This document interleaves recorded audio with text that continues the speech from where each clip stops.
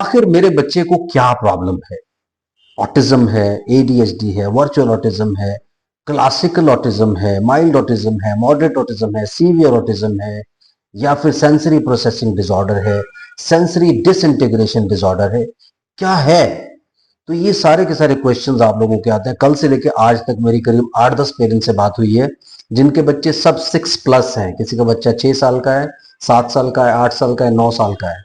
10-10 साल तक के बच्चों से बात हुई, बच्चों के पेरेंट्स से बात हुई, और वो करीब करीब 4-4, 5-5, 6-6 साल से थेरेपी अटेंड कर रहे हैं। मल्टीपल थेरेपीज ले रहे हैं, हर महीने 40,000, 50,000 रुपए वो खर्च कर रहे हैं, और उसके बावजूद वो उस लेवल पे नहीं पहुंच पाए जहां पे उनको पहुंचना चाहिए।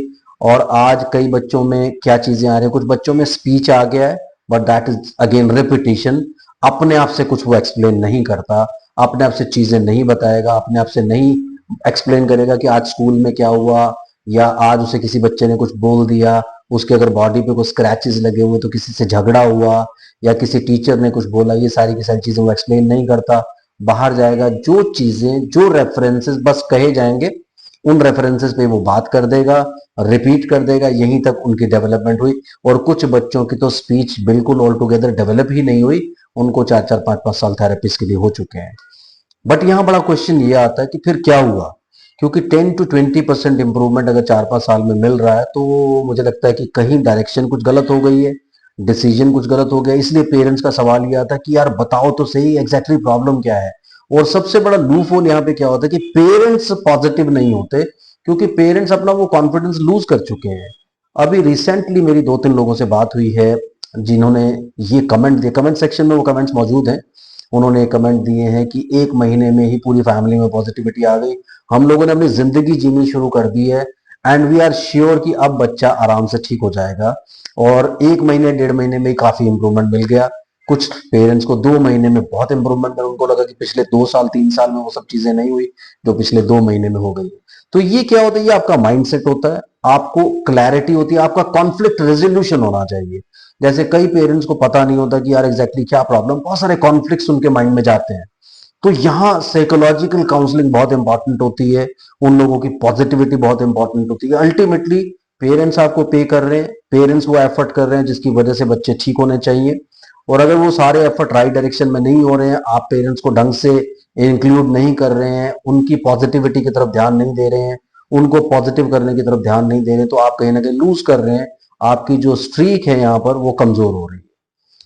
अब ये कैसे मजबूत होती है, पेरेंट्स जो होते हैं फ्रंट लाइन पे रहने चाहिए, उनका इंक्लूजन बहुत स्ट्रांग होना चाहिए, उनको एक्सप्लेन किया जाना चाहिए कि एग्जैक्टली प्रॉब्लम क्या है। जब आप बात करते हैं वर्चुअल ऑटिज्म की, आप बोर नहीं होइए, वीडियो को पूरा देखते रहिए, आपको काफी सारी चीजें सीखने को मिलेंगी। तो जब आप बात करते हैं वर्चुअल ऑटिज्म, मैं सिर्फ वर्चुअल ऑटिज्म के बारे में बात करूंगा। इसे फेक ऑटिज्म भी बोलते हैं कि यार ऑटिज्म के सिम्टम्स हैं, और वो क्या हुआ, 1 साल, 1.5 साल, 2 साल, 2.5 साल तक सब चीजें नॉर्मल चल रही थी, सडनली रिग्रेशन आ गया। और जैसा कि मैंने पिछले कुछ वीडियोस में पहले भी बताया कि अगर मेडिकल और साइकोलॉजिकल हिस्ट्री कुछ नहीं है तो फिर आप मान करके चलिए कि ये स्क्रीन की वजह से सिर्फ रिग्रेशन आया है, and that is just temporary shift of attention. अगर आप राइट टाइम पे अपने बच्चे के लिए कंसल्ट करते हैं, समटाइम्स आप ही लेट कर देते हैं, तो आप लेट नहीं कीजिए। अगर आप ये वीडियो देख रहे हैं, आपका बच्चा 1.5 साल का है, 1.25 साल का है, 2 साल का, और आपने कंसल्ट कर लिया है, जस्ट गो फॉर इट। और अगर बच्चा बड़ा भी हो गया है, ऑलरेडी 2 साल, 3 साल, 4 साल से थेरेपी कर रहे हैं, you like need to understand the exact concept कि क्या प्रॉब्लम है, उसके फंडामेंटल्स को समझना पड़ेगा कि प्रॉब्लम क्या है। क्योंकि प्रॉब्लम नहीं समझेंगे, सॉल्यूशन कैसे निकलेगा। समटाइम्स आप क्या होता है कि कुछ और चीजों के लिए कोशिश करते रहते हैं। अब मैं थेरेपिस्ट के नाम नहीं लूंगा और एक्सप्लेन नहीं करूंगा, क्योंकि मेरा काम है अपने बारे में बात करना, मेरा काम दूसरों के बारे में बात करना नहीं। वो क्या कर रहे हैं, कैसे कर रहे हैं, दैट इज देयर फिलोसफी। और पेरेंट्स भी आज की डेट में इतने इंटेलिजेंट है कि वो अंडरस्टैंड कर सकते हैं कि उनको आगे कैसे मूव करना है। सो कॉन्सेप्ट को समझना पड़ेगा, एग्जैक्टली प्रॉब्लम कहां पर है। अगर ये सिंपल वर्चुअल ऑटिज्म है या स्क्रीन रिग्रेस्ड ऑटिज्म है, तो आपके लिए कोई बहुत बड़ी मुश्किल नहीं होनी चाहिए अगर आप कॉन्सेप्ट को अंडरस्टैंड कर लें। क्योंकि मैंने आपको पहले भी कई बार एक्सप्लेन करने की कोशिश की है कि यहां साइको बिहेवियरल कॉन्सेप्ट काम करेंगे, न्यूरो मस्कुलर कॉन्सेप्ट यहां काम नहीं करे। कई बार आप ना न्यूरो मस्कुलर ट्रेनिंग करते रहते हैं। अब वो ट्रेनिंग से क्या होगा, आपके बच्चे का फोकस नहीं है, that is the main thing, कि वो चीजों को फोकस ही नहीं कर रहा, उसका सेंसरी इंटीग्रेशन ही नहीं है, आप सिर्फ मालिशें कर रहे हैं, आप सिर्फ कंप्रेशन कर रहे हैं, दूसरी चीजें कर रहे हैं। तो जब तक आप इस कॉन्सेप्ट को अंडरस्टैंड नहीं करेंगे तब तक आप आगे नहीं बढ़ सकते। आपको ये अंडरस्टैंड करना पड़ेगा कि आपके बच्चे की जो प्रॉब्लम है, अगर वो वर्चुअल ऑटिज्म है, मैं बार बार आपसे बात कहूंगा कि अगर वो सिंपल वर्चुअल ऑटिज्म डायग्नोज हुआ, स्क्रीन रिग्रेस्ड है, बाकी सब चीजें आपकी फैमिली में नॉर्मल है, there is nothing to do with anything, there is no problem at all. आप सिर्फ बाकी सब चीजों को रूल आउट कर चुके हैं। यहाँ आप जानते हैं कि स्क्रीन से ये सारी की सारी प्रॉब्लम हुई है। तो आपको ये समझना पड़ेगा कि स्क्रीन से ये क्यों होता है। स्क्रीन से ये इसलिए होता है कि आपका बच्चा पहले पूरी तरह कॉन्शियस है। कॉन्शियस, इसलिए मैं ये बात आपको बार बार हर वीडियो में बताने की कोशिश करता हूं कि अगर आपका बच्चा पूरी तरह कॉन्शियस है, वो क्या है, एनवायरमेंट से कनेक्शन उसने बनाया हुआ है, अपनी 5 सेंसेस के थ्रू वो दुनिया से लर्न करता रहता है। इनडोर आउटडोर कहीं भी जाएगा, चीजों को परसीव करेगा, ऑब्जर्व करेगा, उसके बाद वो आपसे क्वेश्चंस भी पूछना शुरू कर देता है। ये डेवलपमेंट कैसे हो रही है, ये डेवलपमेंट ऐसे हो रही है जब वो बच्चा छोटा होता है, 0 to 1 ईयर के बीच में, 1 साल तक सिर्फ ऑब्जर्वेशन चल रही है, पालने में लेटे हुए, या वो पैदल या वो घुटनों के बल चल रहा है, कभी वो किसी चीज को होल्ड करता है, किसी चीज को मुंह में डालता है, किसी गर्म पे हाथ लगाता है, किसी ठंडे पे हाथ लगाता है, वो सीख रहा है कि हम आपको बताया। जब उसने गर्म पे हाथ, no no no it's hot don't touch it, हम ऐसे बोलते हैं ना, तो उसको पता लगता है कि यार ये हॉट है, ये कोल्ड है, ये कड़वा है, ये मीठा है, ये तीखा है, ये सब चीजें वो सीखता रहता है। 1 साल में जाके पहला मीनिंगफुल वर्ड बोलता है, उसके बाद 1.5 साल तक 2 वर्ड्स बोलना शुरू कर देता है, 2 साल तक वो कुछ फ्रेजेस बोलना शुरू करता है, आजकल 3 साल की एज में कंप्लीट स्पीच डेवलपमेंट हो जाती है।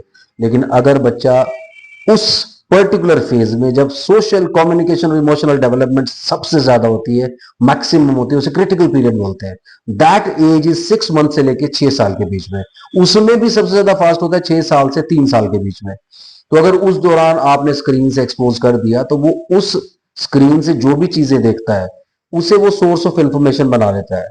उससे क्या है कि कॉन्शियस, सबकॉन्शियस और अनकॉन्शियस जो माइंड की 3 लेयर्स होती है, कॉन्शियसली अगर वो देखेगा तो पांचों सेंसेस को यूज करके सेंसरी इंटीग्रेशन से बहुत कुछ सीखेगा।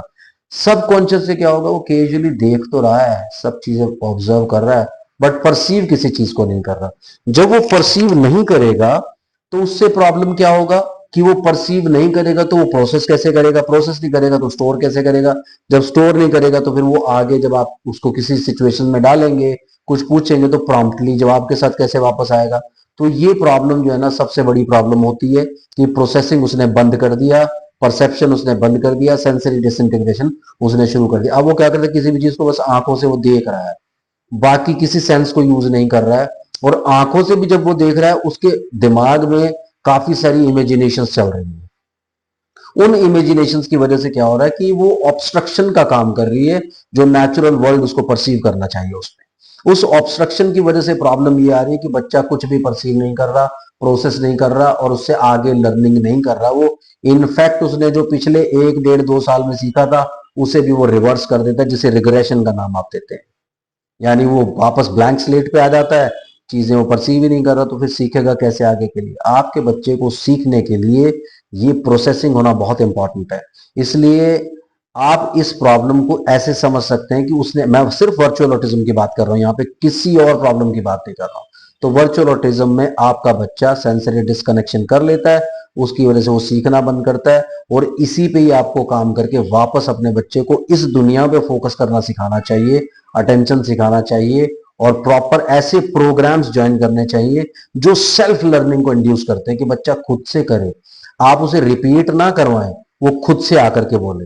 जब आप इस तरह के प्रोसेसेस में जाओगे, तब जाकर के आपका बच्चा 100% ठीक होगा। इसलिए कॉन्सेप्ट को समझिए, कॉन्सेप्ट को फॉलो कीजिए, इस एक साइको बिहेवियरल प्रॉब्लम समझ करके वैसे ही ट्रीट करिए, तब आपका बच्चा नॉर्मल होगा। ऐसी बात करते रहेंगे, कमेंट जरूर कीजिए। Bye bye.